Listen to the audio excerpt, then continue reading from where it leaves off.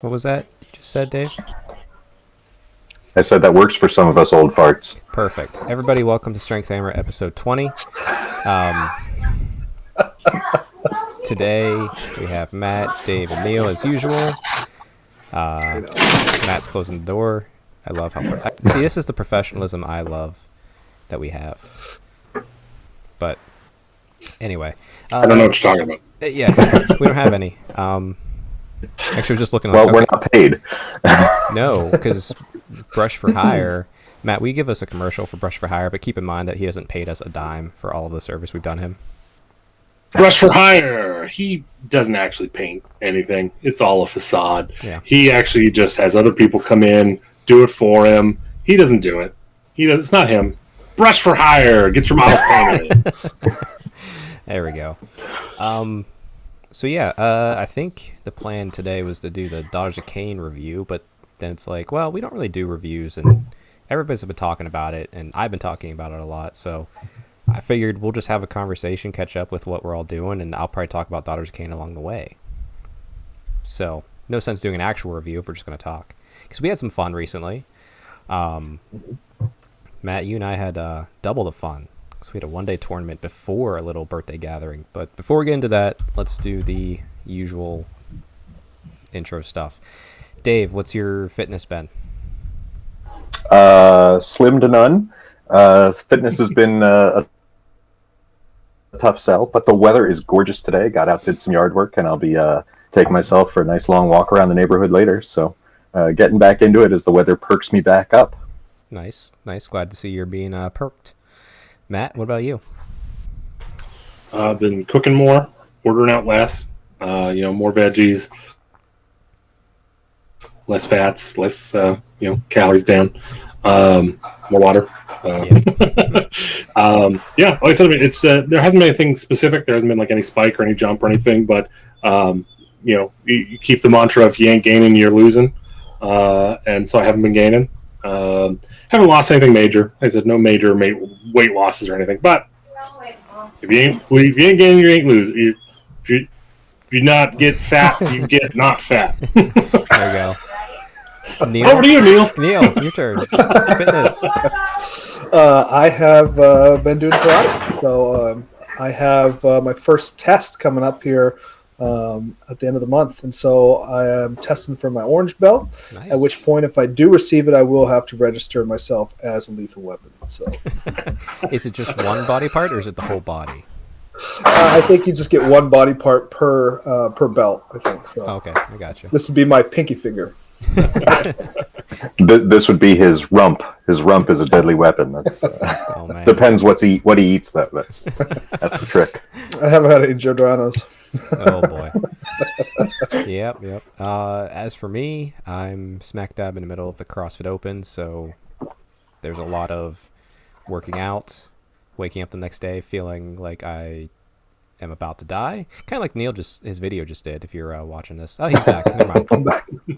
He's back. He's Stalled frozen. out for a second. He's frozen, but he's back. Cardboard cutout. It's fake. He's pulling the Encino Man look. He's going for Frozen. But yeah, 2 weeks of the 3 weeks of the CrossFit Open down, one more to go. My wife will be happy whenever I'm not complaining and bitching all the time about being sore and tired. And I can put up silly jokes on Instagram where I just put Johnny Cash's "I hurt," like hurt lyrics, and without my mom texting me going, "Did you hurt yourself?" and me going, "No, it was a joke, Mom." That actually happened. But yeah, all right. So fitness is going well. Hobby.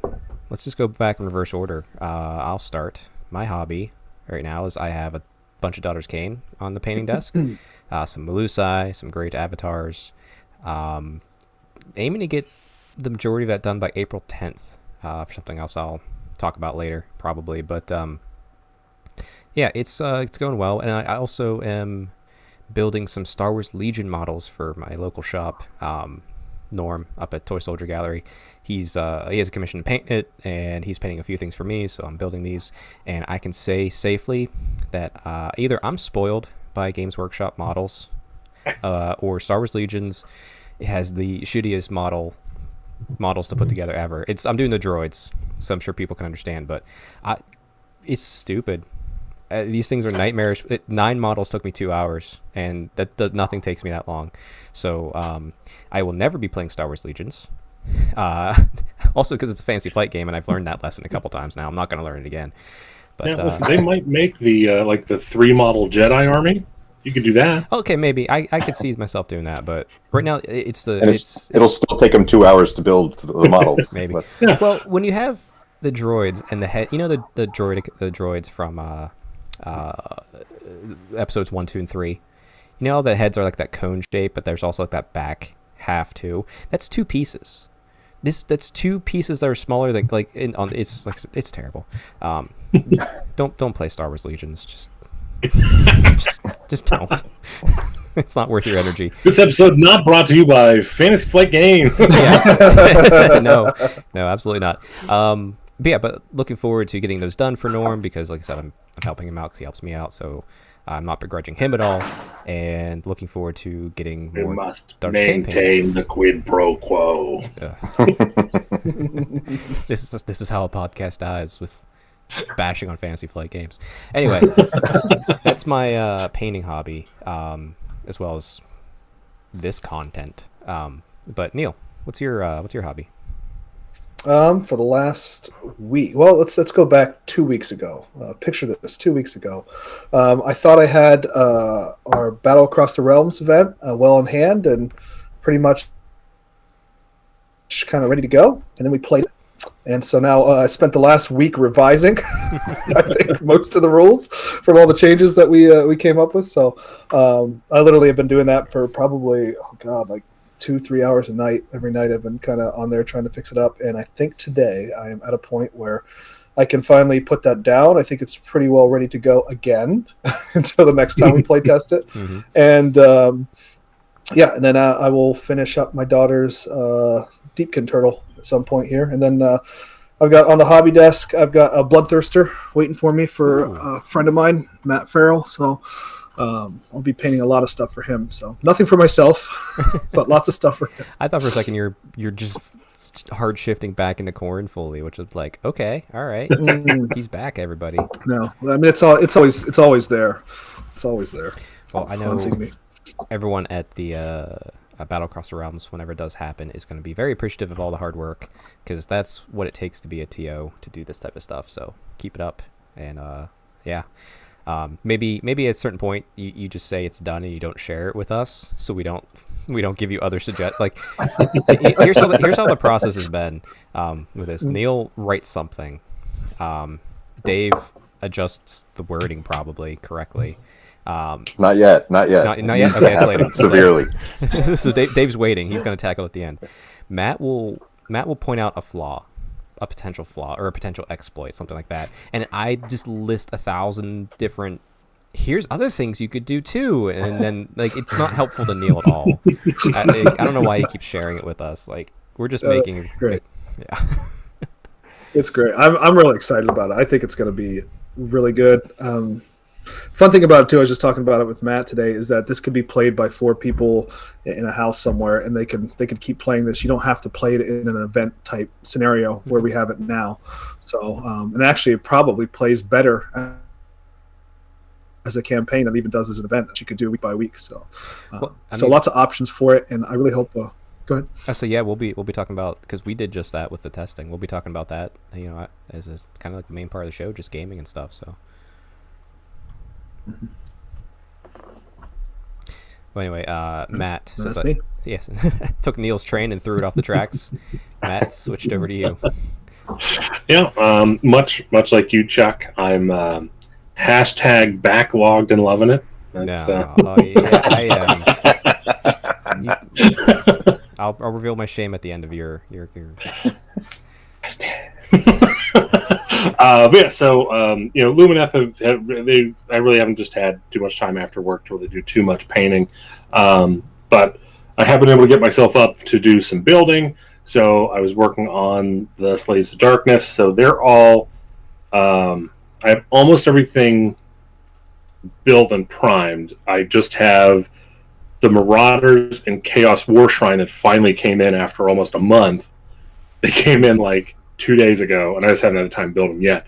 And so once that's done, I'm probably going to paint those guys because those will probably take me a couple weeks to get them under. A lot of their detail can easily just be hit with some wash and a highlight. And then I get to try out the frost paint that I got from Green Stuff World.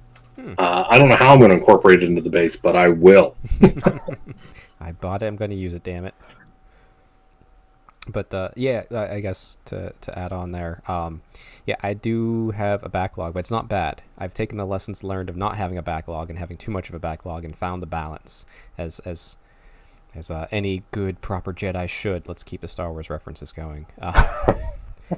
I have a unit of Blissbarb archers and Sigvald sitting next to my Slaanesh army for whenever I get the urge to paint to that level again, and 14 models on my desk. And when Lumineth come out, I'll probably buy a box of the Blade Lords and set them there, and maybe one of the heroes. So like I'm okay with that as my backlog. A couple things, something manageable that I could knock out in a weekend if I really wanted to. So, but yes, hashtag backlog blessed. Backlogged and loving it. So yes, Backlogged and blessed. Wow. yeah. So yes, if you have any hate for me in the comments below, make sure you go over to AOS Coach's channel and put them on his latest video, as always. But Dave, what's your hobby? Well, you may recall that in our last episode, I was challenged by Neil's call-out corner. I believe it was shamed. I mean, I'm at the point where there's no such thing as shame for my backlog. It's so far beyond shame. But I have taken two things off of my backlog. I finished painting a unit of a salamander hunting pack, and I finished Ravenak's Gnashing Jaws, the Endless Spell. Look great, by the way. Oh, thank you. I'm on the verge of completing my Slan Starseer, Skink Starseer. That's the one. I'm on the verge of completing that, so that'll be even a third unit on top of that. So made some progress. Got a lot of priming done as well because the weather's been a little better. So my son's Slaves to Darkness we've primed his Chaos Warriors, so he's excited about getting that moving. And I have begun priming my Ideneth Deepkin force as well. So I'm excited to make some real progress in the hobby. Adding to the backlog. Deepkin force. I know you bought a model because of our campaign that we need to get back to that I've been slacking on for Soulbound, but you're doing an Ideneth army now. I think I missed this. I'm sorry. That is the plan. I have the start collecting box. It is now fully primed. I have the eels with the sword guys riding it because that's what my character is. So I'm pretty sure that's the less optimal version, which is still pretty good. Still suits my play style. So I've got the start collecting box going. And Neil gifted me for my birthday the soul something. The dude with the fish around him and the little UFO floating in front of him. Lotan. It's a soul. Not Lotan. Neil's got it. I wish. I thought about it. I didn't go there. You can't gift somebody Lotan on their birthday. That's an anti-gift. Yeah. What you do is you wait till they win an event with that army, and then you give them Lotan. Be like, you must include Lotan. That's the rule. No, Neil, what you do is you give me Lotan and you say, here's a model that suits your playing ability. Ouch. Because it suits my playing ability. You know, that's kind of scary. So you're going to have IDK. Neil's daughter, and by proxy, Neil will have IDK. Cole in the local club has IDK, and he's doing exceptionally well with it. I think, do I need to pull out my IDK? Or are we just going to have, just fish battles? Uh-oh, do we have another, our Slaves to Darkness group here? It's gonna be it's not the Fight Club, it's the fishing hole. That's right. Oh, that'd be good. We're going fishing. Waves to Darkness. Waves. Oof. Yeah, It's Yeah. hey, Well, you next tried. month we'll be down to 3 members of the podcast. So that's Yeah, you're right, Matt. Matt, it's gonna be sad to see you go since you don't have IDK, but you know, it's a good run. We had a good run. Dave, The- you mentioned your kids getting ready to paint Slaves to Darkness. So now I've been through this with my kids a little bit. Now the question is, are you going to hand them the paintbrush and the paints and just say go nuts, or does your OCD not allow that to happen? I'm going mixed bag here. I'm going to follow your lead to a great extent here. I'm going to say, all right, Tommy, what color do you want the armor? Here's the paint. Here's your brush. Paint the armor. I'm going to do touch up later, and then I'm going to say, okay, Tommy, what color do you want the cloaks? Because they all have armor. They all have cloaks. Paint that. You're doing these base colors because he has painted a model. He has painted the Manticore from Dungeons and Dragons with the paint night kit thing, and he was getting frustrated with a lot of the detail. So just trying to do the big base coat layers, just do all the metal, all the cloak, and I can go from there. Just tell me what colors you want and where. There you I think go. that's the plan for this first batch. That's wise. It's very wise. yeah, that should come out pretty nicely with that army too, because if he's like, oh, I want to do Zinch for whatever reason, you know, and he does the armor blue, and then he's like, I want purple capes. He does purple on that, and then you go back and do the gold trim and maybe like a highlight or two on the cape. I mean, that's going to be a really nice looking army pretty quick. That's what I'm hoping, and I'm hoping he's excited about getting it done. I know he wants that Karkadrak done now. We built that thing. He wants that done already. Like, he loves that model. I wish So- they released that separately because I want one too. You guys are like, I want white armor. Okay. How about the cloak? Yellow. Yeah. And I was like, nah, And the that doesn't best really part is- work. We're gonna do something different. The best part is I can go back later and say, all right, guys, what do you think of this white and yellow? And if you're like, oh my God, that's amazing. I painted that. And if you're like, oh, that's kind of, well, Tommy did that. which We'll immediately give will the be same like, response either way. yeah, that's you'll be like, did Tommy do this or did you do this? And you'll be like, Tommy did this. Oh, it's better than anything you've ever done, Dave. Well, I mean, sure. we'll keep tradition going. Yeah. Tom did it. Oh, that's really good. Dave did it. Oh, that's great. That's really good. Let's put that on the fridge. Put a magnet on the base. That's what you should do. Put magnets on the base so you can put his model in the fridge. Like a. Oh, that'd be good. That Karkadrak's gonna be out in the grass somewhere. You'll be mowing the lawn, and he'll have left it outside. You know, it's. He says, "Oof." That's gonna be a lesson learned at some point for sure. Mhm. Nice. Well, today's main topic is just going to be kind of like a catch-up, kind of a hangout. Like I said, we've all had some games recently. I know Matt and I went to a one-day event with the Steel City Sigmar guys at their new place, and then the four of us got together for a little tribe birthday celebration to test out the Neil's pack, which was super fun. It was a great day. Neil, Dave, did you get any other games in that we can include when we chat through all this? I played Idneth Deepkin last 2 nights ago.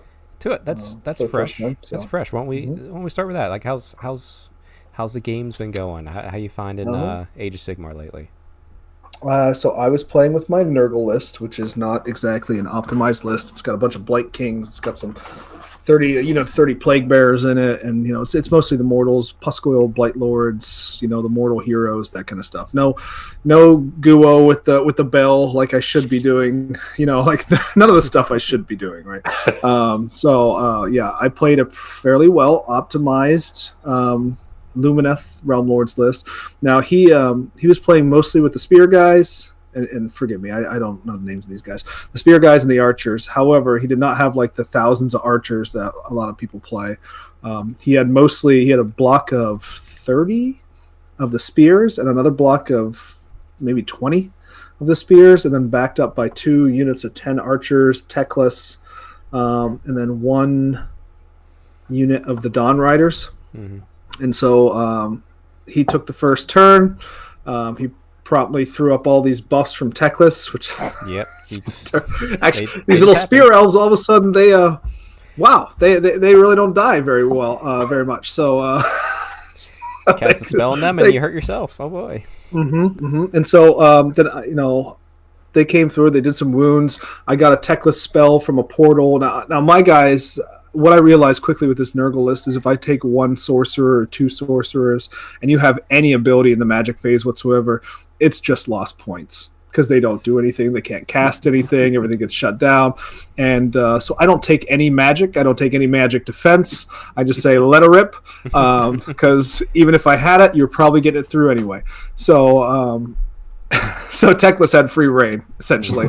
And he threw out a spell portal and then did his little 18-inch. Everything starts taking, maybe maybe D3 mortal wounds, maybe D6 mortal wounds. Who knows? Let's go nuts, right? So, so that happened a lot. And then I weathered that for the first turn. I have Gutrot Spume, who is a plate of Nurglings right now, but I did get the model, so that's on my hobby table next is to build him. And I brought some Blight Kings up towards the back, towards his Dawn Riders. It's all jazzed up. Sent some stuff forward. I was going towards he had just the Dawn Riders on one side. We're playing Better Part of Valor, I believe. Mm-hmm. Now, Better Part of Valor, you have to have battle line units get the objectives. Okay. I believe that's how it works, right? That's right. So, and I think you quickly have to on the one on side. Yeah, and they have to stay on him, right? Yeah. So here's where we go. So first turn, I got really excited. I'm like, he's got nothing over there. Let's go. And I forgot to leave somebody back on my objective to actually claim the objective. So that's a quick way to lose a game. So for you wargamers out there who like to win, don't do what I did. Capture objectives. Pro tip, capture the objectives. I'm so bad at this game. It's ridiculous. I to enjoy something as much as I do and be as bad at it as I am, and having played it for as long as I have, it's really an accomplishment in itself. So, long story short, I lost that game. Lumineth are just waiting for you to return to your high elf roots, and once you get there, you'll be back. I was playing a clubmate. His name is John DeCoulis, and he's a great guy. And I told him, I was just like, listen, this is probably not going to go my way regardless of what happens, but MC Hammerpants is dropping no matter what. He's going down. And in turn 5, it just so happened that Nurgle's wheel turned to the thing where you get free D3 mortal wounds on stuff, and the last 2 wounds on him I got with the Plague Garden, so off he went. And it went Plumey Pants, so moral victories. There you go. So what did you feel about playing against them? It's fine. It's fine. I didn't have any problem with him. I mean, I feel like it would have been a lot worse if he would have ran all those archers. I mean, he would have shot everything I had off turn 1 for sure. But again, my list is not set to go against a list of that kind of power. The list that he had I actually played the game well, I feel like we could have had a decent game back and forth, but my idiocy took care of that real quick. So I think they're fine. I got no problem with them. Yeah, and I don't even see the shooty heavy versions of that list. They're not going to be able to just win everything. They're going to be good against certain matchups, but no. If you can get into those archers, and you can get in there fast, I think an Alpha Strike list of any appreciable measure, things that can deep strike, you're going to be in a lot of trouble. Even with the 5-up, save and everything that they do afterwards. Yeah, having a strong component of shooting in a list, I think, is definitely useful. But it's Lumineth won't be a shooty list for sure. Right. Well, I mean, considering that you have, if you think about it, if they get their spell off, or if they don't get their spell off, 1 in every 6 should do a mortal wound in the shooting phase. So the people that are bringing 40, 50, 60, you're looking at okay, 10 mortal wounds round 1, and then again, for every single sentinel you're bringing, that's 1 warden you're not bringing, and you're going to get to them pretty quick. So yeah, I don't think the blocks of archers is a wise move. Yeah, well, I look at just from the Daughter's King perspective, because our new snakes are great and on 6s we do Mortal Wounds, but I bring them in blocks of 10, but that's only really getting most potential use out of them if I have Marathi to use her command ability to make them shoot in the hero phase and the shooting phase.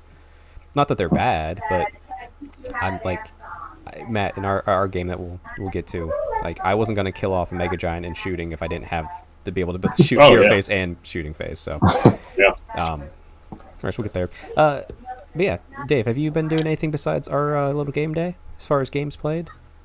Oh, I wish, but I have not rolled out the Sigmar outside of that. But Not even with the but kids what a day yet? it was! Not even with the kids yet?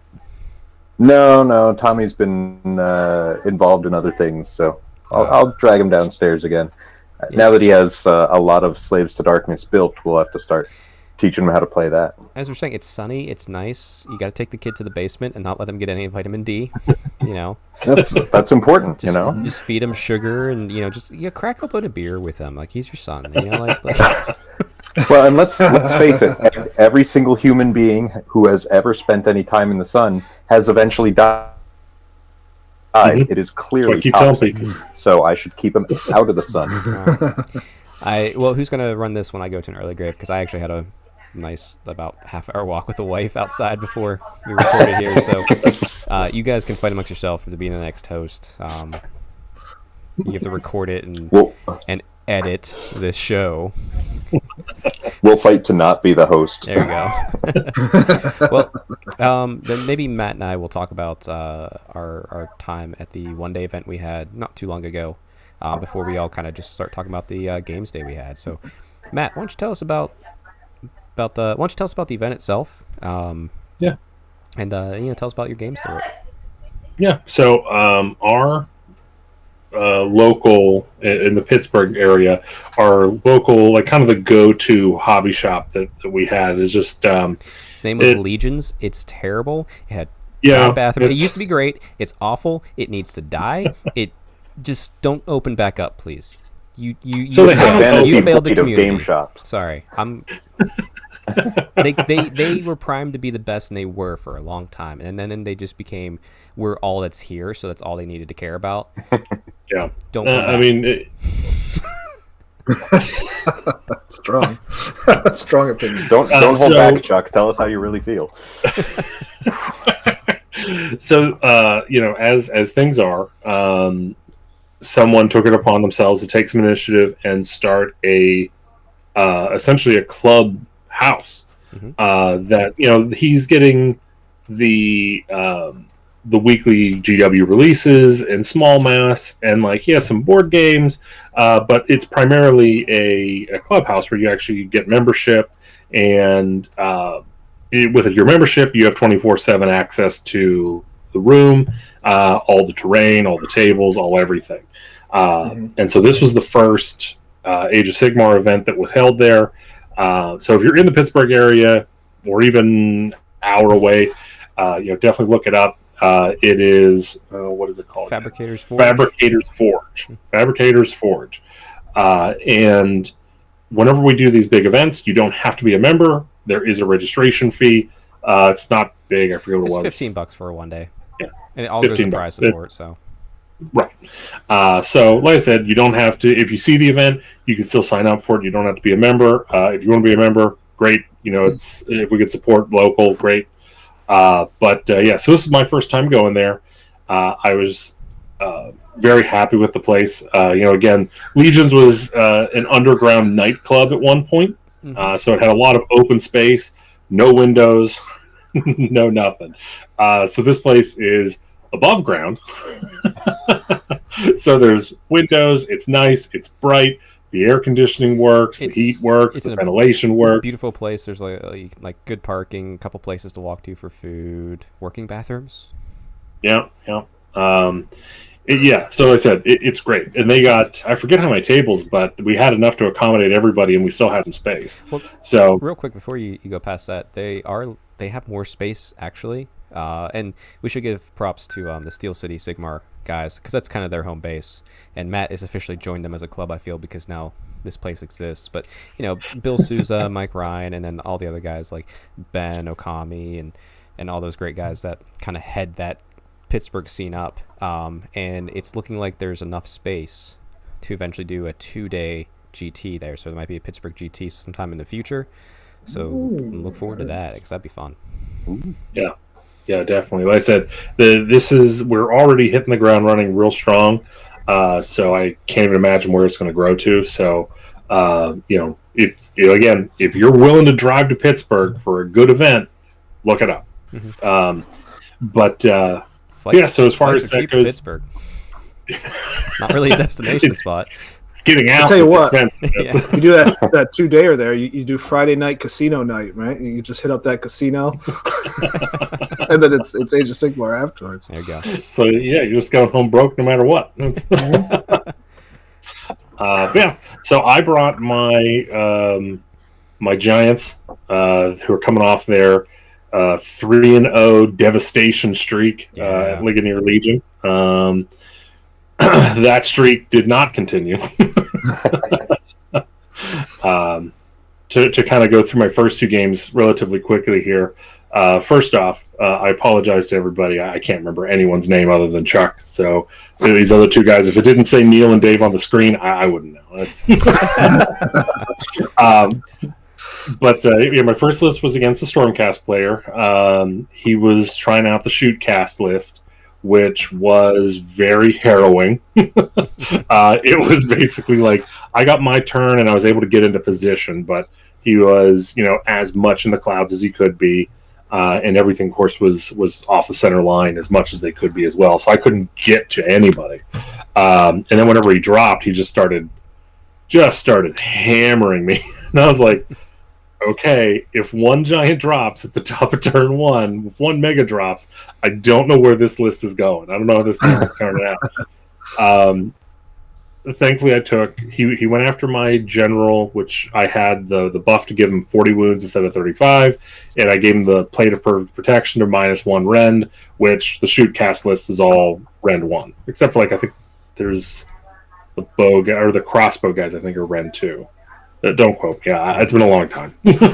And so it really paid off there. So he still had a decent amount of wounds left after the shooting phase, and I was able to turn around and get things into the flanks that he sent at me, and they melted pretty quick. So that game went to me pretty well. I got a full victory on that one, or major victory on that one. Let's also, I'm bringing up, the event itself. So the first one was Places of Arcane Power, so heroes hold the objectives. So, which is great whenever half my army is heroes. With lots of wounds. Yeah. And like I said, that was a great game. A lot of good banter.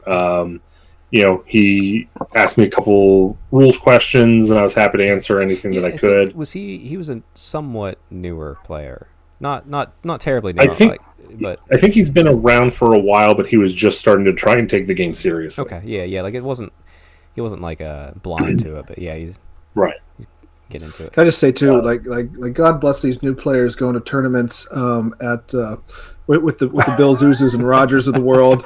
Or anytime I see a new guy up in Michigan, I'm like, God damn, these guys are really getting thrown in the fire there real quick. You become a monster. I tell I have a couple other friends that are just brand new into it. Not brand new into it, but they just it's like a side hobby for them. And I keep telling them, you should get into an event, go to a tournament. And they're like, well, I don't want to, I'm not that good. I was like, I'm not that good. The tournament's still a fun time. There's all skill levels. It's not just a bunch of elite jerks. It's people that are of all skill levels, and if they are jerks, well, they're not coming back to the next one. So, no, I attend a lot of these. I was gonna say, if someone's a jerk on a table, chances are they're not one of the elite high level players anyway, because I've played those people, and they've all been fantastic. Dave, as to your point, we've had shitty games. It's you. It's not me. No, I'm kidding. I guess I'll dive into my first game. We'll just go back and forth like that, Matt, because our third game will come to a conclusion. I took a Keltnar, Daughters of Cain list. Obviously, I had Marathi, I had a Cauldron of Blood, I had Mograith. So Places of Arcane Power was not a problem for me, and I was like, there's only one list out of this whole event I don't want to face, and it was KO. So I drew KO. It's being run by Okami, who's one of the nicest individuals you could ever meet, not just in this hobby, but just on the face of this planet. And rounds. Let's see. He went first. He had Spell in a Bottle, Warp Lightning Vortex, kind of pinned me in, and I'm just like, okay, well, I hope I can dispel this because I need to. Otherwise, it's gonna be a hard fight. He did his shooting, and obviously I had my saves. It wasn't too bad. He did make one mistake early on when he saw Marathi and said, well, I can only do 3 wounds to her, so I'll just ignore her. And it's like, never ignore Marathi. I told him that after the fact, but as soon as he did that, I was just like, you've just guaranteed me X number of points. But which, it was the first time I think he was playing against the new Marathi, so understandable. How many wounds does she have again? She has 12, so she's going to be. Okay. You can kill her bottom of round 2 at the earliest. Well, he didn't have any engine riggers, right? He was just shooting for him, right? No, he had a few. Okay. But I'll explain to that. So he lined up, and there's the three objectives. He went first. He deployed everything to the far left objective for me, far right for him, on his redeploy. I was able to dispel the lightning, get my heroes out onto the objectives, and then I was able to get Shadow Queen, who was thankfully on the far left side where he just put everything, including his 3 heroes, because one was out. His general was outside the boats. He had 2 attached to a boat, so they were technically garrisoned. I was able to get Marathi over there, make the charge, because he had engine riggers, which he pulled out of the boat. If he hadn't have done that, I wouldn't have been able to make my charge into them. And then Marathi has that Heartrender has that huge reach, so I was able to reach over his engine riggers and pop his general, just instantly. And that really, I think that hurt his plan. And then I just kept him pinned in that corner, and his other 2 heroes, since they were garrisoned, weren't claiming the objective. So as soon as I popped his general, Marathi took the objective, and I'm like, well, this is my objective for however long until you kill her. So, it went well for me. The shooting is definitely harsh, but I was primed for that objective, so went well for me. Had a great game. Also, it's always that bummer, when you win the first game, you're like, oh, I have to keep trying. It's always nice when you get to an event and you kind of lose that first game. You're just like, cool, let's just have some beer. But no, so and the other thing about this event, I like the way Bill did it, was we were obviously doing secondaries, and you got 2 points for earning your secondaries, and 2 points for each or a point for each secondary you succeeded at, and a point anytime you denied your opponent from getting a secondary. Now I know personally, I got all but 1 secondary, and I didn't stop any of my opponents from getting secondaries. I just kind of the first time getting used to that. So that's a fun way to do these events, but boys, it's hard to stop your opponent from getting their secondaries. But yeah, so round 1 to me, and then sorry. Yeah. So Chuck, was this a 2,000 point event then? Yes, it was 2,000 points. Because he's doing a meeting engagements coming up soon too, right? Yep, that's gonna be 1,000. Yep, using the meeting engagement format. He's trying to mix it up a lot. I don't know if I'm gonna be able to attend that one because I'll be out probably late the night before, but we'll see. I know Matt, you're planning on attending, right? Yep. Yes, but that's gonna be a 5 round. Yeah. So the schedule he wants to do is 1 month competitive, 1 month Relax, something soft, and fun. So May will be another 1-day tournament. Might have to show up for May. Bring the heat. Oh yeah. No, Neil. He said competitive. I know. He's gonna bring his daughter's army. That's why. Somebody's got to finish last, Dave. Somebody has to do it. Shout outs to Alex, who finished last in our event. Ooh. Sorry. Spoilers for that. Anyway, Oh, it hurts. Someone's got to be the caboose. Yeah. Round 2 was Scorched Earth. So Matt, how was your round 2? Oh, it was. So again, amazing competitor, amazing player. We had some great banter, great back and forth. The game itself was all his. So he brought Beast Claws, and it just was not. It's very interesting because that, from what I took away from the battle was that is not a good matchup for Suns. Suns do their own thing, and they do their thing very, very well. However, Beast Claw are faster. They hit harder. They deal more mortal wounds, and there's more of them. And they're also more defensive. Because, like, he was able to crash into me and just do so many mortal wounds almost immediately that I was just peeling models off left and right, and I only had 6. So there was the top of round 2, I was able to go, and I was able to get everything charged in. And I was like, okay, now's going to be the chance where I get those impact hits, get everything in my favor. I think I had 7 impact charges, if I remember correctly. The 9. I had 9. Never mind. So regardless of whatever the number was, the one number I am sure of is the amount that I succeeded on the 2-up roll, which was 0. Ouch. I failed every single impact charge and didn't do a single dang thing. And then, like, I whiffed on most of my attacks. What's the odd on 7 ones? What's the odds on that? 1 over 6 to the 7th, so it's pretty absurd. Yeah, that round there were no 6s on those dies. That's so. Like I said, though, I hate to. It's one of those things where you absolutely hate to blame a game on the dice rolls, and you hate to blame it on a bad matchup. Unfortunately, and on top of that, it's not exactly a good scenario for Suns either. So I had kind of everything on a back foot, and I don't know. I'm pretty sure I did something. I'll just say I'm sure it was the tactics that cost me the game, but there wasn't anything else helping me either. So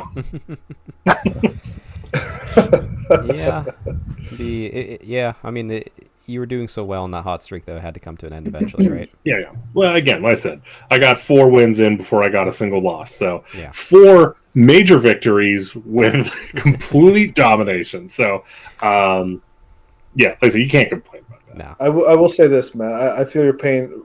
Running all boats in Karajan, you've got 3 ups and then 2 ups on your cannons. And I will fail throughout the duration of the game, probably 7 of those 2 ups. However, not in one turn. I will fail 9. But that's the Gate Crasher. He has 10 attacks with his flail, and it's either 3 up, 2 up, or 4 up, 2 up. And I failed every single one of those too. So. Christ. I would burn those dice. I would throw them as far away from me as I possibly could. I love little foresight to the game Matt and I played, but I've seen Matt just do this. I've seen him go, all right, needing 3s, okay? Like, he'll just do that, and like a whole phase will pass, and he'll just be like, I need this, okay? I need this, okay? And I'm like, do I need to roll anything, Matt? And he's like, nope. Yeah. All right, looking for 3s. Okay, your turn. Yeah. Matt's very feast or famine on his dice rolls. Let's see. My second game, I played Seth, and they had Nurgle, but actually, I think a lot of it was Beast of Chaos. But there was a strong Nurgle contingent when it's Blight Lords, Blight Kings, a few flies, and tons of goats. And Seth, they were. I think they played a lot of 40k. Like they were experienced general. They were new to Age of Sigmar a little bit, but like tactics, knew how to play. It was a great game. I remember distinctly coming, or was it Bill Souza coming in at some point and just looking at me because there's all these goats running across the table, and like I missed my buffs with my daughters. I was just sitting there going like I have command point, so I won't lose a whole unit of witch elves, but like all right, just brace. Bill comes in and says, Chuck, you got a goat problem. Puts a beer down and walks away. he comes back in the next turn, and I'm like, yes, Bill, I still have a goat problem. But then by turn 3, I kind of solved the goat problem. Boy, it was probably the hardest game of the day. Not that I'm not trying to say any of the games were easy. I'm not trying to say that, Matt. Or Okami. Except the third one. That was a breeze. No. But just like Seth was really good at the tactical dance of things. Knew when to abandon objective. Now, granted, I had as Keltnar, I had a pocket unit of Canary, which actually, thanks to Seth, I almost forgot to put them down before I ended my turn. He's like, "Hey, you sure you don't want to capture and burn this objective?" I'm like, "Yes, thank you." So, like, I wish there were sports scores because that's incredibly kind, because like I was just like 2 in the zone of like killing all these goats, and it came really close. I won by a single point at the end of that game. Wow. Yeah, it was very close, and like I said, I don't think I killed the Great and Clean one. I was a little bit underwhelmed by what Blight Kings could do, but there was a few back and forth moments where Seth would roll all the dice with the Blight Kings, do a bunch of stuff to me, and I'm just like, okay, and I do my saves. Okay, you take this many mortal wounds back, and they're like, okay, and then model dies, and they roll dice, and you take this many mortal wounds back, and I'm trying to save it. So it was like that, getting into that fun aspect. But yeah, close game. Managed to pull it out. Got both my secondaries again, but didn't stop my opponent from getting their secondaries. It was actually kind of weird, because like I realized going into like the second, even the third game, that even though I was winning my games, I was submarining. Like I was on that bottom line, because I think strength of schedule was the tiebreaker after secondaries. And everyone was pretty much in the same boat, who was winning 3-0, like got their secondaries but was missing stopping their opponents. So I kept playing people who had lost a game. So I was like, kind of, I think helped. That's the luck of the event, I guess. Sometimes someone has to do that, and I just got that for the last 2 games. But yeah, great game. Nurgle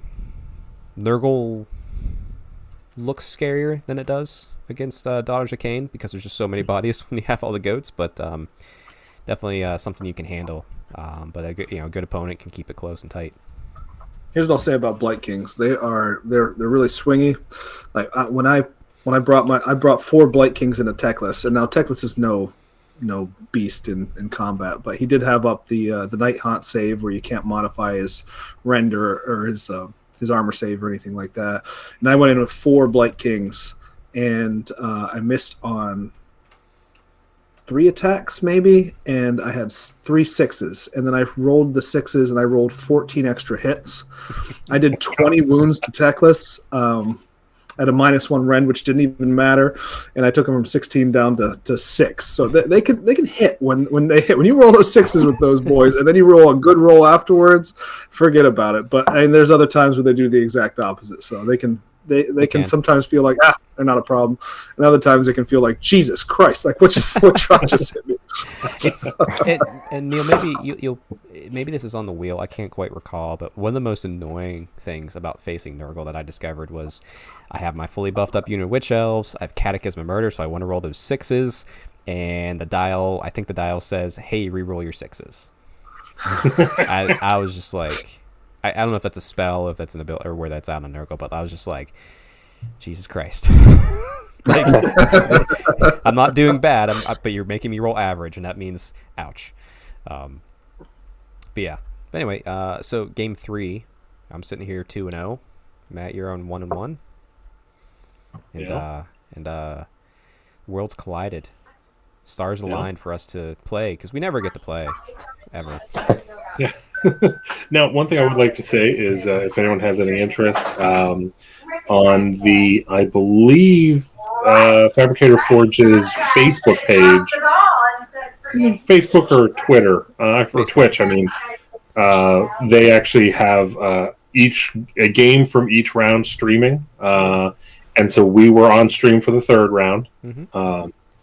The 2 best painted armies there, hands down. No, that's but they have. If you go to the Facebook page, they have a YouTube, I know, and I think a Twitch. I think they dual stream it, so you can find links on the Facebook page. Probably easiest. Yeah. But yeah, that was. So this was the matchup that I was dreading the most. I was nervous too, because I had not faced Suns yet, and I've only ever seen Matt stomp around with them and just like do work. So I'm like, oh boy. Yeah, so like for me, Morathi's a real problem because I don't have models that do 3 wounds. I have models that do 30% of the wounds that I need to do to win the game. Like, and so like, so it's like, oh, So it's like, so instead of being able to like, okay, I'm gonna go over to that horde, I'm gonna do 20 wounds, and hopefully, that'll be enough to keep them on the table for next round. Instead, it's okay, I need to go over to that scary lady that hopefully won't kill me in one round, and I'm just gonna tickle her a little bit. All of my special rules are gonna go to the toilet. Yeah. Hopefully Chuck double charges me like a fool, which I did do. Yeah, no, Oh my God.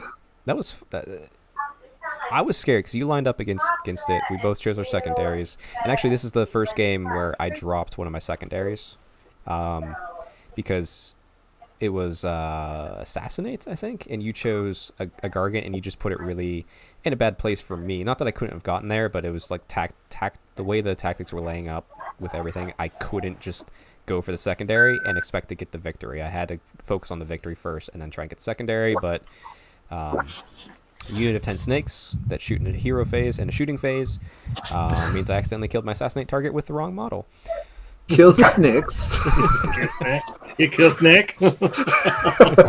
No. But I remember, was it Matt, you obliterated my witch elves because I didn't have any buffs on them, and like just gone. A couple Mega Guardians just took them away, and then I had Mograith over there, and like for some reason she just didn't die. And God, no! Like you couldn't kill this 80-point unit that has 12 wounds.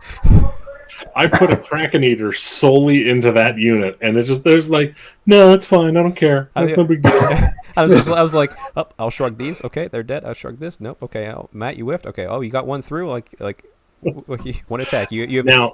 I'm like, okay. Look at all those sixes. I saved all those wounds. Now what's his name now? The War Stomper. He's the one that is the anti AOE unit or the horde unit. This is the first real time I really got to have fun with him because I think it's part of the wound chart, but he starts off at like 10 plus the number of models within like 3 inches of him, and I got him right square in the middle of the witch elves. And I was like, and that's going to be 28 hits. Like, yep. It was crazy. And each attack did, I think, 2 damage, and it was just like, yes. I mean, I rolled, and I actually rolled pretty well there. Unfortunately, Chuck rolled pretty well with his defenses. Otherwise, I would have got it in 1. Yeah, I was able to keep 5 alive, and like I said, they didn't have Witch Brew up, but I had a command point, and Mograith was right there. Just be like, you 5 stay and hold these 2 Mega Gargants in check for another round. So I was a little lucky on that for sure. But yeah, and then I saw how quickly my shooting was able to melt your stuff, and then this was what battle was what shifting objectives. It kind of stayed in the middle a lot, and battle line scores. It kind of stayed on every single objective you had held. No, it moved to yours once, but yeah, the issue was you got bonuses for battle line holding it, and I had enough battle line to just hold stuff, and I shot off your battle line. I think by round 2, I got rid of all your battle line. Maybe top of 3. I think I had 1. Yeah, I think I had 1. It was like to the end of 3rd. Yeah, and once I got your battle line, it was just like I just need to feed you, which like and I threw my shooty snakes into combat and just kind of held you up. So I was able to take the win, but drop a secondary. But I really encourage everyone to go back and listen to that game. One, because it was just fun. Matt and I are best friends, and we were just shooting the shit. And you'll hear it multiple times. Bill came in to check on the game, see how it was going. He came in every single time I was about to roll Marathi's tail attack, which is just a single dice. And every single time he stepped into that damn room, and I was about to roll it, I missed. Every single time. Not that I was going to complain about that. I know. There's one time like Bill walks in as the dice is leaving my hands, and I rolled a 1. I was like, Bill, get out! And he just walked away, laughing. Yeah, that's one of the things that I really like about the Suns is it doesn't matter the end result. You can go with your opponent can get a major victory, and it could still be a close game up until because it's it's always like, is it going to be good? Like, which way is it going to go? And then it always steers hard in either the victory or the loss. There's no like, oh, well, it's a draw. No, that's never going to happen. It's like by round 4 you had 1 mega left. I'm like, okay, I finally feel comfortable. But it took to that point for me to go, okay, I think I can win this game now. Yeah, like I said, I mean, I think if I would have rolled a little better, I think the tactics for that one were pretty spot on, and I think the rolls were pretty spot on as well. I just think if I would have had the rolls a little more in my favor, and if I would have got those snakes down quicker, I think it could have been a very different outcome. Well, I think you, Sunsbeam, it just everything that they're about is like just kind of negates what my army wants to be about. Even in Keltnar, I didn't use it all week, all day, but I realized in your game, a game with you, it was completely useless, which is my command ability to pick one of my units, and if you're attacking it, if you roll a 1, you take a mortal wound, but you're rolling 3 dice. You don't care about 3 mortal wounds. So I'm like, okay. My favorite moment, though, near the end, I was like, okay, I'm going to cast out my endless spell, like that beautiful Bloodrack Viper, and Matt was like, okay, get it out. Got it out. Put it between 2 Mega Gargants. And Matt's like, okay, what does it do? I think the shop owner and Bill was in there. I'm like, okay. You see, I got these 3 dice here, Matt. He's like, okay. It's like, okay. I get to roll these 3 dice. What's your wound characteristics on those models? He's like, 35. I'm like, okay. If any single one of these dice is 36 or more, that model's slain. And I rolled 3 dice, and he's just looking at me like, you idiot. And like, yeah, and then like I got your chance, you got to move it, and I was like, "Do you want to move the snake?" And he's like, "Nah, get up, no, shut up." There, I did have a fun moment of with the shopkeeper who I know him, and so whenever we're getting set up, he's like, "Okay, hey Matt, you're bringing Sons, and I'm sorry, what's your name?" Talking to Chuck, and I was like, how does it feel? Because everywhere we go, Adepticon, Nova, doesn't matter. Everyone's like, hey, Chuck, hey, this is my buddy Matt. And I'm like... He's this guy that follows me around. That's why whenever anyone asks, I just say, I'm that fat guy that follows Chuck around. I'm the meathead that follows Matt around, though, in Pittsburgh. That is confirmed, 100%. But yeah, anyway, I had a great day, went 3-0. Fellow clubmate Cole, who is rocking his new Ideneth, which I convinced him to play and buy, took the event. He didn't drop a single secondary, and then actually he had a stronger strength of schedule, so even if I got that 1 secondary off you, Matt, I still was going to be second with 3-0. He was going to be first. So congrats to him.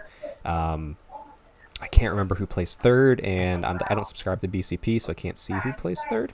And then shout out to Alex for getting best painted, as well as Smoking Boots with his Hallowheart, which has always tormented me. I was finally able to start finding ways to beat it, and now that he got smoked, I think he's switching to something else to take a break from it. I'm like, oh no, something new that he's going to beat me with. Yeah, don't worry, Alex. It was just a fluke. That list is a nightmare. So never mind. Abandon it with all. I think he's abandoned. He's gonna. I think he wants to do something else, paint something else. But Stormcast. I think I talked him into those Gits. Oh, yeah. Oh yeah, they're real high in the competition list. Yeah, buddy. That'd be fun. But yeah, good day. I was excited because I had 4 games with Daughters of Cain at that point, and I only lost 1. And the first one was my very first time with the book, and I ran a Kraith list that really wasn't good. But I did get a first win against Kraith whenever the 4 of us met up the week or 2 after to kind of celebrate birthdays, which was a blast, and also run through the Battle Across the Realms pack that Neil's putting together. Neil, I don't want to give away everything for the event. You got some piano going on there, Dave? Yeah. All right, we got background Kids music. are practicing piano. We got background Enjoy. music. Hey, that's what it's about. So yeah, It's the theme music for bars. you're gonna have them come play at the event all day long. All right. But yeah, Neil, why don't you explain as much as you want to give away for what this event will be? Maybe a general timeline you think when it might happen, and I feel like I like every episode I've said something about this. probably. and most of it probably isn't even applicable at this point. But what we're looking at this point is doing the event somewhere, I'm going to say September-ish. So my hope is... I'm hovering over the mute button, Dave. I'm hovering over the mute button. See, I think you're going to have to do it. Dave, go ahead and mute yourself there, or tell your kids to be better at piano. There we go. Hey, it's not that bad. There we go. So, yeah, so we're probably looking at September for the event. What I'm thinking about doing at this point is doing probably 8 tables. The nice thing about this is 4 people per table, right? So it's Triumph and Treachery type style. So you're looking at 8, you're looking at 32 players at this point. We'll be doing it in Ravenna at Battlegrounds. Battlegrounds has a really nice array of tables. They've got like 3 private rooms with tables of ultimate gaming that we can set up for tables. So 4 people, 1 room, that's it. And then he's got some main rooms as well. 2 rooms out of 6 tables apiece. We'll probably take just 2 of those tables from each one of those rooms. And then maybe even the other room that has 3 tables, we could maybe take 2 or just 1 of those. So it's going to still be pretty well spread out. I think my camera just went again. That's all right. right. Yeah, there we go. I'm back. So that's what we're thinking about timeline-wise. Still waiting to see what I want to do with the cost. What people are going to get is they're going to get. What I try to do is make this like a supplement, like you would get from Games Workshop. So you could take this, you could take the rule system, and you could take it home, and then you could play this at home with anybody.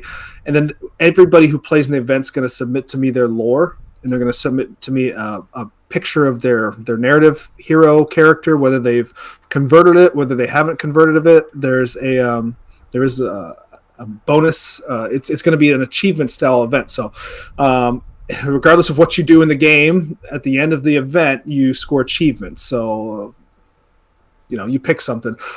You scored the most X or Y. So you hit these achievement levels and you get certain points for that. And so that's how you can kind of win the event. But one of those things is to convert a hero for the event as well. I know Chuck's already got one. I've got one, but I'm not playing the event. I'll be running it. I'll be doing something fresh, whether it's a new Teyrathi or another hero. I'll do something fresh that you won't see coming. Nice. It's highly encouraged that people do that. I mean, you head swap and it counts, right? So that's worth like 30 achievement points or something like that. So look into that. But outside of that, the other interesting things about the event is it's Triumph and Treachery with aspects of Path to Glory as well. So your character that you take is an addition onto your 1,500 points that you get to have for your army. So he's going to grow in power. He's not going to cost any points or anything like that. We determined that in the game over the weekend. And so he's going to level up. He's going to level up to 15 at some point. Now, you probably won't hit 15 in the first event, but the interesting thing about this event is it will almost be like a campaign of events, so to speak, and you can jump in whenever. You can jump in with a level 1 character, and 2 events from now, you could have a level 15 character. And because it's multiplayer, because there's 4 people on the battlefield, no matter how crazy somebody's character is, all 3 people could go, well, that's a problem. And now you got 3 people coming your way.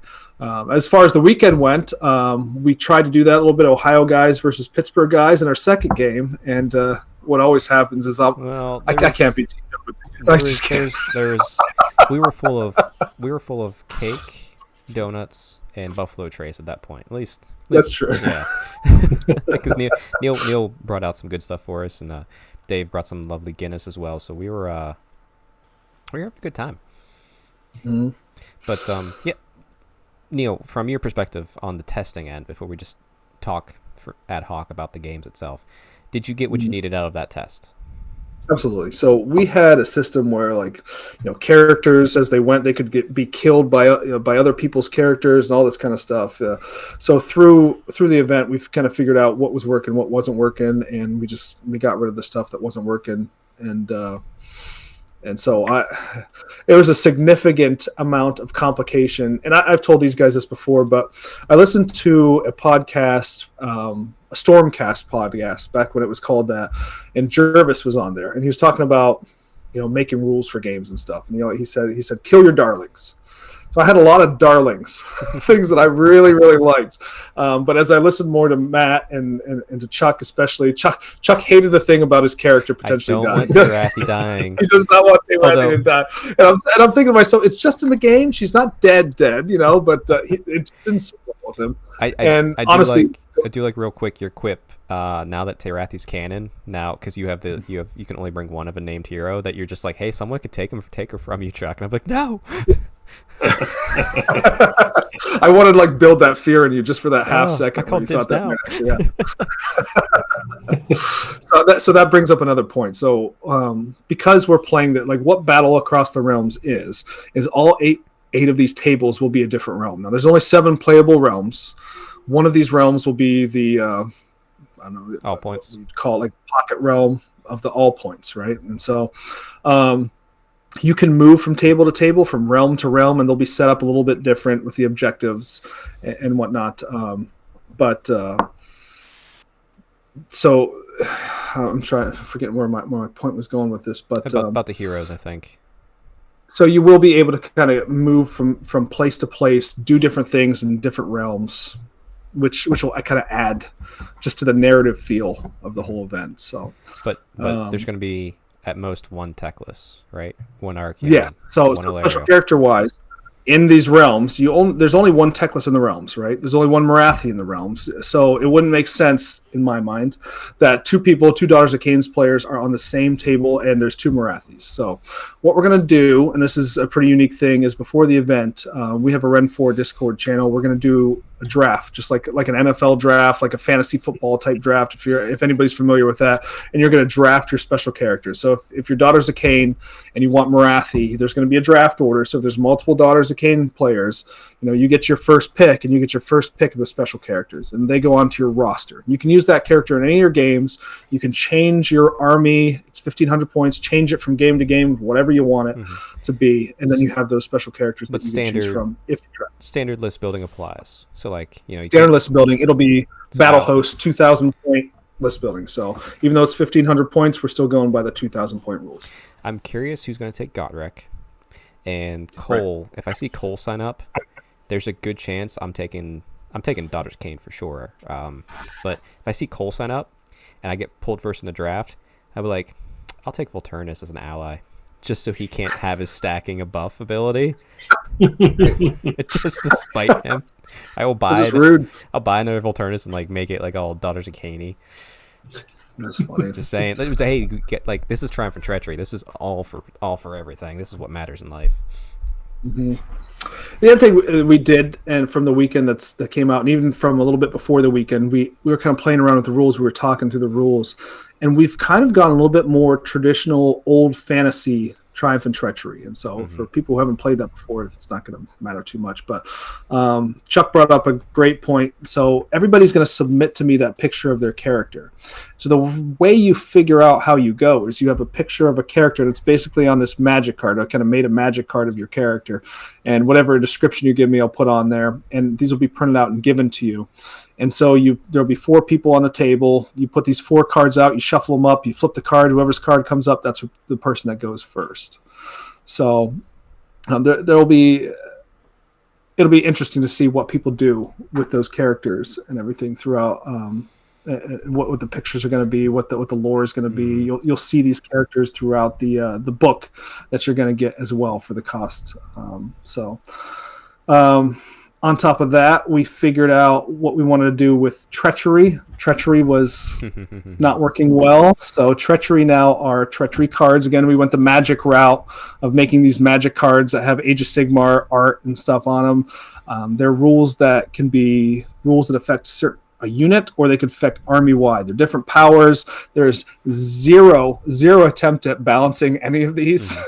Again, I'm going by 4 people on a table balances itself. So, and correct me if I'm wrong, Neil. It was you, Matt, and Dave that did a lot of the work on the cards, correct? I can't claim having done much of any of the work on the cards. Okay, I wasn't sure. So it was just Matt and Neil. It was just you guys doing most of that. Yeah, Well, but Dave independently gave of- some input to give him fair credit. What's interesting is so Neil specifically made cards for us based on the armies we told him that we were going to play. I went and made 12 for each Grand Alliance, and there was so much overlap between our cards that it's good to see that Neil and I are finally on the same page, I think. They were Finally. they were fun. Like I said, I think the end of the day, the only thing I said about the cards is make them universal so they can be on friend or foe. Because like that, because like I know from my end of anything I've done here is just constantly trying to be like push it probably more towards the old Triumph and Treachery, where it's like there's a sub economy that's going to happen, and these cards are a very important part of that. But like I love the way you guys are limiting it. Boy, did I love carpet bombing Dave. Oh yeah, so I love Triumph and Treachery, and I just remember. I was casting Mind Razor. Dave was the farthest person away from me. I think this was the second game. Dave wasn't even near me as far as like anything I could do to hurt him. I was just trying to kill. We were in Realm of Gur, and Neil, you put beasts on the table, so we had Jabberslice to deal with, and it came into me. So I was going to just obliterate this Jabberslice, put Mind Razor on a unit, deal with the wounds that comes back to me, no problem. Get Mind Razor off, and Dave's like, hold on, no, you don't. And I was immediately like, really? And he's like, yeah. I'm like, okay, so I dropped this card on like a 2+. Anything that wasn't a hero took D6 mortal wounds and just decimated his army out of spite. So that's what you can expect from this event. Yeah. Yeah, That's also what you can expect from Chuck. Yeah. Yes, I'm a secret Triumph and Treachery. What's it called? Not ringer. Ass. Yes, ass. Yeah, that's all right. But we played the first game. We all lined up, and the cards were fun. They were, like I said, I think they were perfect. They fit the theme of what you guys wanted to do with it amazingly. I look forward to Dave probably tweaking the wording a little bit, because the wording is going to be so crucial. And Dave, like, you can really play with that wording. Like, I know you'll love doing that, as well as the spell checking.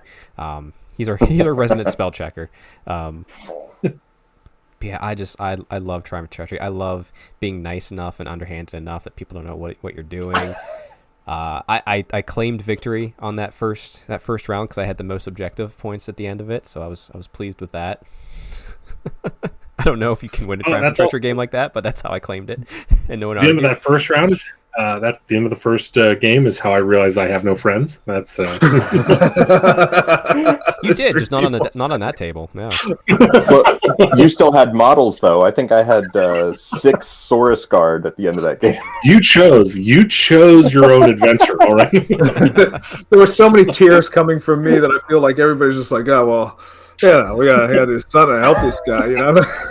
Well, Neil, you and I teamed up in that first game pretty early on because we were right next to each other, because it was the 6 table sections and we rolled right next to each other. Yeah.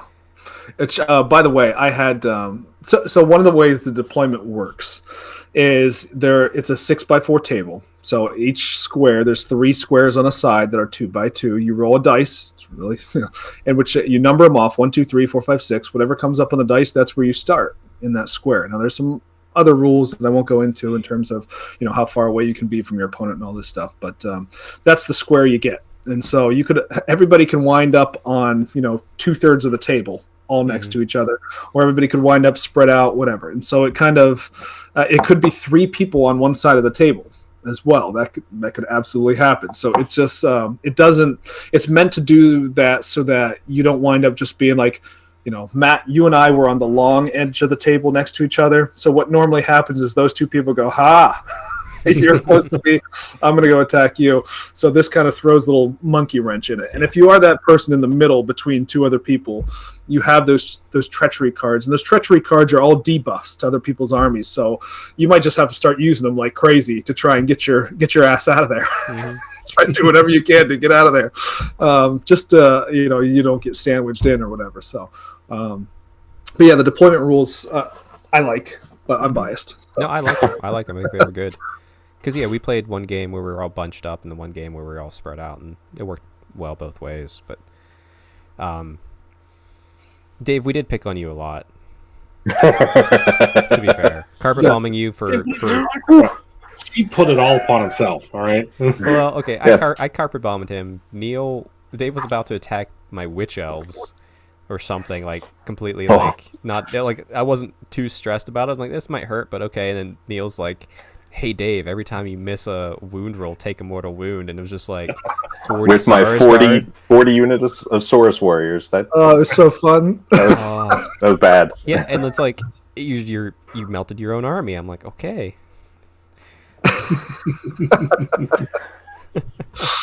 I probably should have saved that for Matt, but his guys were hitting on like ones. So Yeah, that game room smelled like burning lizard for most of the game. Yeah. Well, Matt, now you Yeah, tried so- out so- 2 list, right? Fire Slayers first. Well, so ish. Yeah. So real quick, just kind of go over since kind of skip the setup here. So game 1, I brought Fire Slayers. Neil brought his Nurgle. Dave brought Seraphon. Chuck brought, of course, Wraith. Daughters. Great. And so game 1, it was Dave and I deployed next to each other, and then Chuck and Neil got the opposite corners. So I didn't want to go against Seraphon, so I decided to go after Neil. Chuck did whatever was going on in his head. And then, like, as soon as Chuck started letting off the gas for going after Seraphon, I had set up a unit to just, like, hold an objective, and I did it defensively, so in case Dave decided to charge me, but I was out of his way. But Dave's like, no, that must die. And And it didn't. Yeah, and like I have a cauldron of blood standing like just like I'm not gonna charge you, Dave. And like Dave's like, I'm gonna go charge this unit of dwarves, and my cauldron's just like, I'll come in whenever this is over. And by the way, Chuck, I had full intentions of backstabbing you, of just going your direction, but I didn't realize just how many models I would lose to Matt's forces. But no, like I off watched. the table. I actually was gonna backstab you. I was gonna let you just do your thing because I could just outpace you from Right. where you're being hemmed in. But like when I saw you get decimated, I was like, I'll just throw a unit of something over here just to attack, just pile on Neil's losses. yeah, So, so yeah. by the end, everyone had decided, you know what, Fire Slayers deserve it, and they just decided to come after me. And then I was down to I think 3 or 4 models by the end. Yeah. Well, it took all of my shooting, Neil's combat to kill your heroes. It took a lot to get them down. And then you had a unit of some dwarves and a hero take out all of Dave's big and best toys, and then you had one dwarf left. I walked in there with an avatar and just baseball swung it away because I'm like, well, I can do 3 wounds on a -2. Here we go. I will say too, like at the end of the game, I flew my narrative hero into Matt's, and I did kill him. And at this point, we still had the rules where if a narrative hero kills another narrative hero, that hero's dead. And you could resurrect him in a future game, but Matt looked pretty sad panda. Yeah, it's not fun. You can't kill the heroes. But like that, So there's we got rid of that. That's out of here. we did the injury rules, and I think I was Yeah. like Terathi was the only one left. She kind of just stood in the back and was just like directing traffic. But I was the only one that wasn't like at the end of the game rolling on like injury tables. I was just like, everyone died. Okay. But yeah, I claimed victory in that game. Right or wrong, but that's my first win with Kraith. It was in Triumph and Treachery. Probably the only way I'll win with Kraith until I get more Sisters of Slaughter. Your first roll, by the way, was successful, right? Was that my first Kraith? Yeah, I think it was my first Kraith roll. Yeah, it was. I rolled a 6 on it. And You didn't have many people left with that I had like 6. but- 4. Yeah, it's fine. It's just. Oh, actually, sorry. Anecdote back to the game with Matt at Fabricator's Forge. At the end, he's like, Chuck, I realized why I wasn't so stressed out playing you this time. And I was like, why? He's like, because I wasn't waiting for you to roll a damn 6 after you attacked every time. I was like, it's true. Yeah. And then Yeah, like so- sorry, go ahead, Neil. No, go ahead. I was Make your point. just going to go into the second game. So where I was headed with this. Go ahead. But yeah, so next game, we kind of swapped a little bit. We took all 4 corners. Matt, you switched to what army? For that, since no, I went Iron Jaws. Iron Jaws, that's right. That's right, the orange ones, yes. So I was next to you on the short edge. I'm sorry it didn't burn into your memory like a. it did. It didn't because we didn't really interact at all. Yeah. We looked. So for everyone that hasn't seen them, I found fluorescent orange Model Masters enamel paint, and that's what I used for my Iron Jaws armor. You can see them at night. That's you can close your eyes. You want to actually just tape them to yourself if you run at night, so nobody hits you. If I bring that army with me, I can legally hunt in the forest. Like, Oh, watch out, Cronothi, whenever you come out. Iron Jaws are coming. But so Dave and Neil, you guys were on a short side, and me and Matt were on the short side. So like I was immediately like okay, here we go, Pittsburgh versus Ohio. Let's get this. And like there was some waffling, but I managed to convince it to happen somehow. You're like, okay, fine. It's hard for me to ally with Dave. I know. Yeah, well, as is evidenced by this game. and then I got eaten by that Jabberslaith Jabberslide. That was nasty. after being So carpeted. we have, if I can jump in here with some rules here. So we have some in the realm of Gur. If you get in there, there will be 2 beasts placed on the board, and they move by scatter dice, and they charge or they shoot the closest thing that's to them. So just so happened that one went towards Chuck, one went towards Dave, and the way they work is I kind of stole this a little bit from Steve Herner in his holy events. So they do essentially his version of holy wounds. They cannot be saved by anything. So whenever these things attack, they do wounds. You're taking them. Period. And if you try to attack them back, they will attack first. So they attack at the start of a battle round, and if you're in combat with them and you choose them as a target of your attacks, they attack you first. So they will buzz through pretty much anything pretty darn quick. Now they're only 10 wounds. They will die relatively quickly too. It's very hard to shoot them in the shooting phase. I've made some rules recently too, where if you want to cast some magic against them, try and take them out in a hero phase, you have to roll a 5 up, or your spell doesn't take effect. So Yeah, and Dave, I changed that a little bit from I'm not From sure. no magic to possible magic.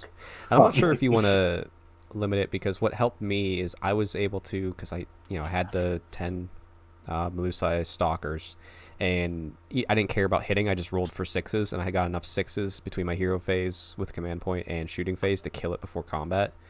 So I don't know, like I think more armies than not can probably do that. So I'm not sure if that's something you need to look at to negate that. Maybe just give them like an extra save against mortal wounds. Well, what they are essentially too, these beasts, is they move around. They're meant to die, because when they die, they become objectives. And so our objectives that we have on the table actually score you points, and you can buy things with the points from whatever type of objective you get. So they're meant to get in there, do some wounds to the poor unfortunate bastard that they hit, and then after that they die, and you either hold that objective or not. So. Yeah, it was an interesting game. I carpet bombed Dave. Me and Matt didn't really do much from my perspective on this, and then I think it was like top of 1 or top of 2, like whenever you went, Neil, and you just kind of didn't do anything. I just immediately said, oh, well, you're now the target. And everyone was just like, yup, you're the target. Except for Matt, who just kept picking on poor Dave. Well, and Dave, who No. decided to go after Matt. But then I played the card that says Matt can only target Neil. Oh, that's right. So Matt just had to sit there. Yeah, so basically the way it was is I feel bad about it. The board was set up so there was like there was a giant piece of terrain in the middle, so it was almost like there was 2 lanes. And so it was essentially, so the board was, here's the terrain, here's my army, Dave's army's down here, and then Chuck's army's up here. There was no physical possible way for me to get over to Neil. We So I changed that didn't card, do by it. the way. Yeah, that, well, that card's good. Yeah. but yeah, so like, and it was, what was it, a 5-up to get rid of that? A 6. 6. 6. Six. So we went the rest of the game. I didn't roll a 6, so I did nothing. Yeah, we definitely changed that one. That was way out of order. So that's why you play test, kids. Right. That's what this was playtest. Yeah. No, the best part of this is you look at that card that takes Matt out of the game, and it's like, oh no, that needs to be fixed. You look at the carpet bombing that takes Dave out of the game, and you're like, that's pretty good. That's fine. No, that was a ton of fun. That was great. I have no Should it? problem with that. I've been more excited because I think I took off your hero, a couple of your heroes, and then Neil's like, hold on, doesn't do heroes. I'm like, oh damn it. Oh, thank God. So I Yeah, was rolling my Slan took 5 mortal wounds to that and just died. Yeah. Like, oh, thanks. I was crushing 6s. Oof. But yeah, no, it was. I was a little sad at the end. And like I said, I told you guys, like, I even went in and I said, hey guys, I feel confident in my Triumph and Treachery skills. Problem is, I can't play the same people twice because then.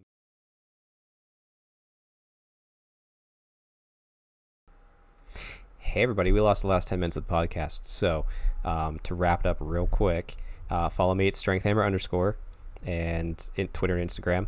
Neil, where can we follow you? You can follow me on Ren4, where I'll be giving additional information and maybe some of the stuff you didn't hear in that last 10 minutes. I will be doing like parceling out some of the rules and just kind of talking people through it. Or you can find me on Twitter at Neil Laraka. Cool. Dave, how about you? On Facebook in the Ren 4 group, and every so often on Twitter at Night of the Dave. Matt, what about you? Also talk about Big M Power Hour updates. All right. Yeah. So, like I said previously, that this is another reason why, for the we've had our change. So, Big Empower Hour. Chuck has been fired. Yep. I'm off. Just due to gross incompetence. Yep. No, basically, like I said, it basically boiled down to the fact that one of the reasons why I wanted to do the show is so I could get into a little more of crunchy hypotheticals. And that's not Chuck's favorite part of the hobby. So, like I said, I'm going to try and get some local people to join me, or I'm just going to do it solo. Doesn't matter to me none. This upcoming, the next episode, I think Cole is committed. I don't know if he has or not. He is now. He's on the podcast. Confirmed. He better. But we're gonna talk about the dark nebulous potential of 3rd edition. Ooh. So I'm really looking forward to it. I have a lot of things that I'd like to go over, kind of like where are we going, what kind of evolution are we going at, what are the opportunities, like what are the strengths and weaknesses of 2nd edition. I think it's going to be a good time. It's going to be a good conversation. And if you're looking for me, just go ahead and was it Twitter, Instagram, another thing. Go to my Twitter and Instagram and just do hashtag Matt. StrengthHammer _ hashtag Hey Matt hashtag backloved and logging backlogged and loving it. All right. Backloved is a different thing. Matt. Backloved and logging it. Happy hobbying, everybody. Stay Stormcast strong. Sorry that we backed and loving it. Sorry we dropped the last little bit, but we'll catch you guys later. I wish I could quit you.